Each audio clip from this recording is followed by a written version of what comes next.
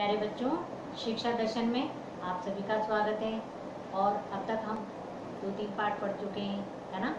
आगे हम बढ़ते हैं नई कहानी की तरफ। आज एक बहुत अच्छी कहानी आप लोगों के लिए लेके आई हूँ।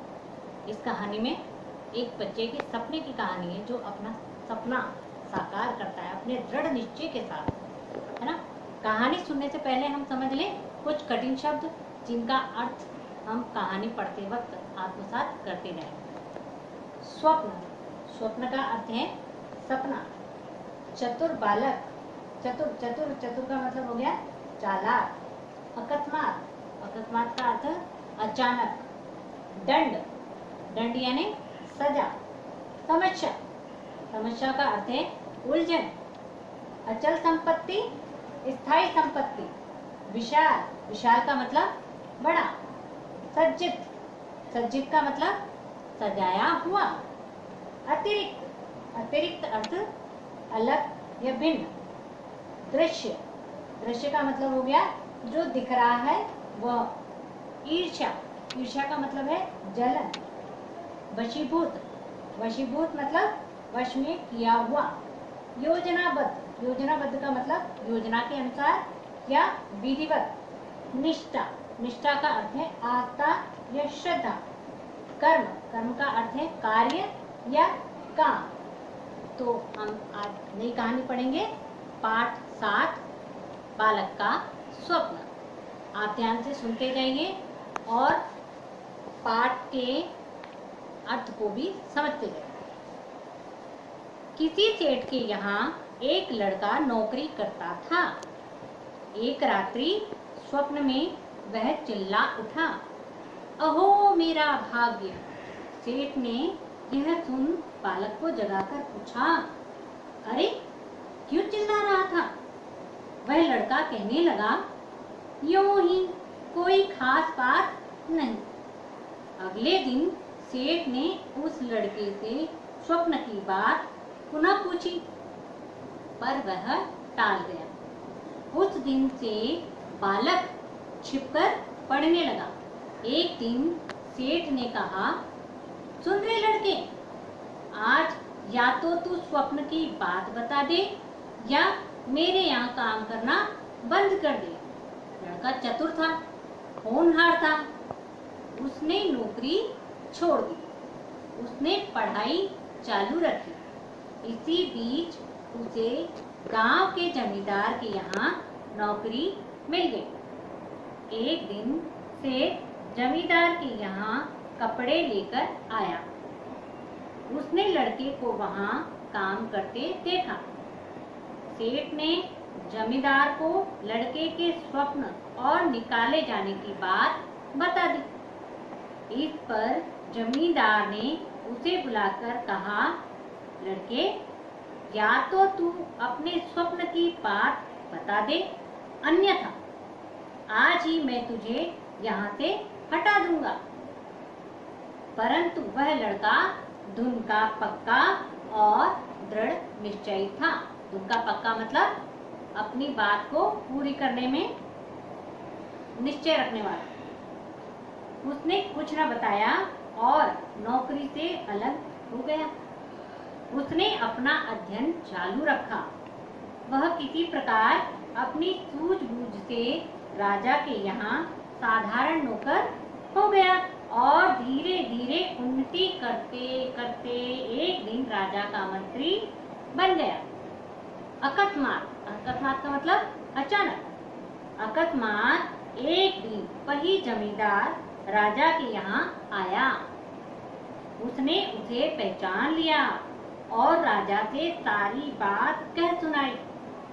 राजा ने मंत्री को बुलाकर पूछा, मंत्री जी, आपने बहुत दिन पहले सेठ के यहाँ क्या स्वप्न देखा था? आप या तो अपने स्वप्न हमें, या तो वह स्वप्न हमें बताइए, या फिर दंड के लिए तैयार हो जाइए। मंत्री ने स्वप्न बताने से इनकार कर दिया। राजा ने नाराज होकर मंत्री को कैदखाने में डाल दिया। कुछ दिन बाद पड़ोसी राजा ने इस राजा पर चढ़ाई करने की सोची। उसने सीमा पर अपनी सेना भी जमा ली। उसने इस राजा तथा मंत्रियों की चतुराई जानने के लिए 2 घोड़ियां भेजी और पूछवाया कि इनमें माँ कौन सी है और बेटी कौन सी है। सभी ने अपनी अपनी बुद्धि लगाई, पर समस्या का कोई हल न कर सका।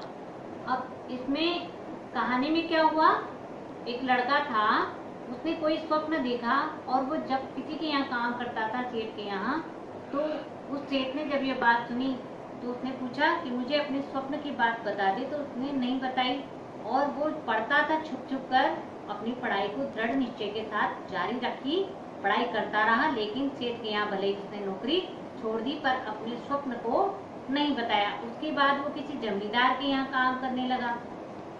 जमींदार के वहाँ जब सेठ आया तो उसने जमींदार को भी ये बात बता दी कि इसने एक स्वप्न के कारण मेरे यहाँ से नौकरी छोड़ दी है। तो उस जमींदार ने भी कहा तुम मुझे स्वप्न की बात बताओ या अपनी नौकरी छोड़ दो। लड़के ने वहां से भी नौकरी छोड़ दी और किसी तरह वो जो है राजा के यहाँ मंत्री हो गया। अब राजा के यहाँ मंत्री रहते हुए वो जमींदार राजा के यहाँ कभी आया तो उस जमींदार ने राजा को भी यही बात बताई कि इसने एक स्वप्न के कारण मेरे यहाँ नौकरी छोड़ दी। तो राजा ने भी उससे पूछा, मंत्री जी आप हमें स्वप्न की बात बताएं, नहीं तो कैद खाने में डाल दिए जाएंगे। और जब उसने अपने सपने की बात नहीं बताई तो राजा ने उसे कैद में डाल दिया। लेकिन लड़का इस बीच अपनी पढ़ाई करता रहा। आगे कहानी देखते हैं। अब इसमें क्या हुआ, एक अन्य पड़ोसी राजा ने उस राजा पर चढ़ाई करने की सोची, लेकिन उसने सोचा कहीं ये हमसे ज्यादा होशियार ना हो, पहले इनकी जांच कर लें। तो उन्होंने उनकी बुद्धि का परीक्षण करने के लिए 2 घोड़ियां वहां भेजी और पूछवाया कि आप इनमें से पता करके बताओ कि माँ कौन सी है, बेटी कौन सी। दिखने में दोनों घोड़ियां समान थी, एक जैसी, एक ही लंबाई, एक ही कद काठी, कैसे पता लगाया जाए। देखिए आगे क्या हुआ, कैसे पता लगाया। राजा का नौकर बंदी मंत्री को नित्य भोजन देने जाता था। उसने सारी बात मंत्री को बताई। राजा की परेशानी सुनकर मंत्री कहने लगा, यह कौन कठिन बात है, दोनों को नदी में नहलाने ले जाओ। जो पहले आगे नदी में घुसे वही माँ है और जो पीछे चले वह बेटी है। कैसे अंदाजा लगाया होगा मंत्री ने?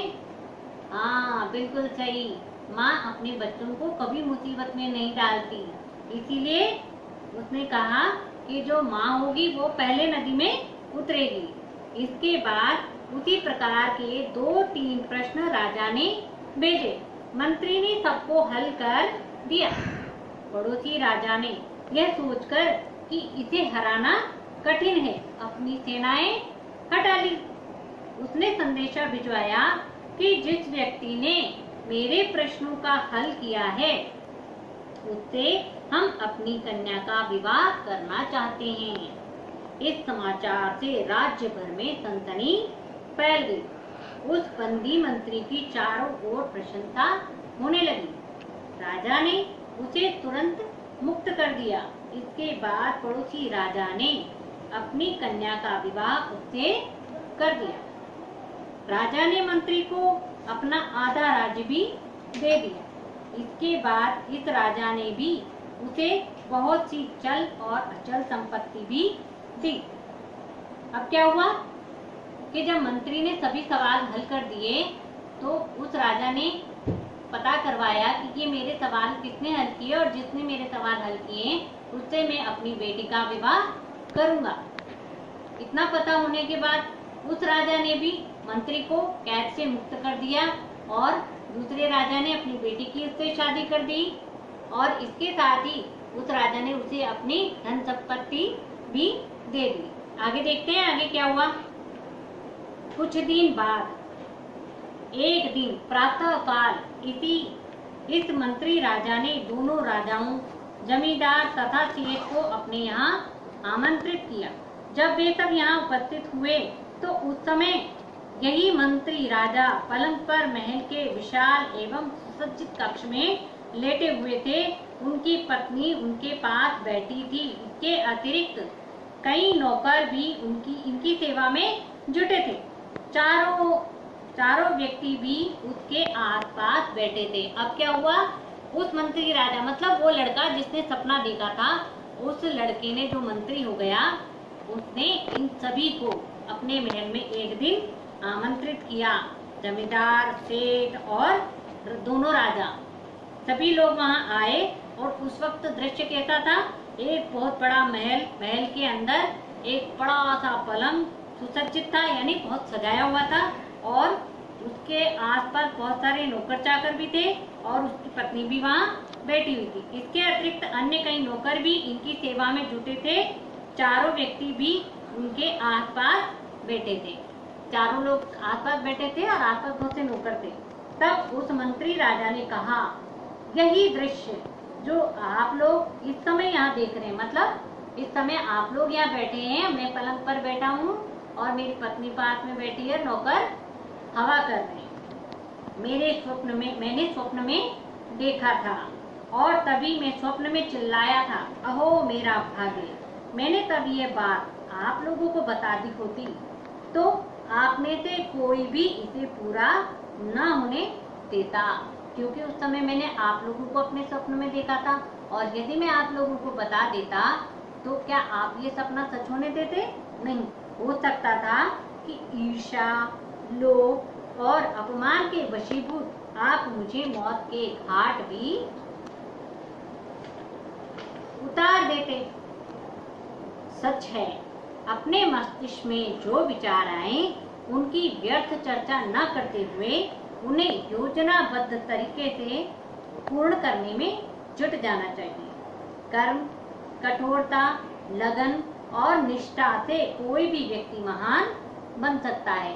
तो इसमें इस बच्चे की कहानी में यही है कि उसने इस बात का ध्यान रखा कि मैं बेफालतू इन बातों को क्यों कहूँ, इसके बदले में अथक परिश्रम करूं और मेहनत और लगन से पढ़ता रहूं और आगे बढ़ता रहूं। लड़का बहुत पढ़ा और अपनी लगन के साथ आगे बढ़ता रहा और उसने सपने की बात किसी को किसी भी तरीके से नहीं बताई।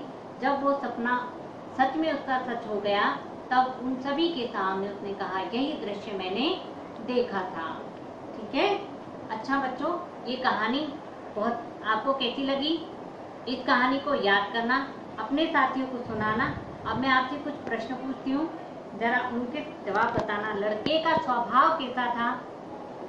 इन प्रश्नों को आप अपने गृह कार्य में कॉपी में करने का प्रयास करना। लड़के का स्वभाव कैसा था? जमींदार ने बालक से क्या कहा? पड़ोसी राजा ने 2 घोड़ियों को क्यों भेजा? राजा ने मंत्री जी को क्या धमकी दी? इसके अलावा आप पाठ का सार भी लिखने का कोशिश करेंगे। धन्यवाद।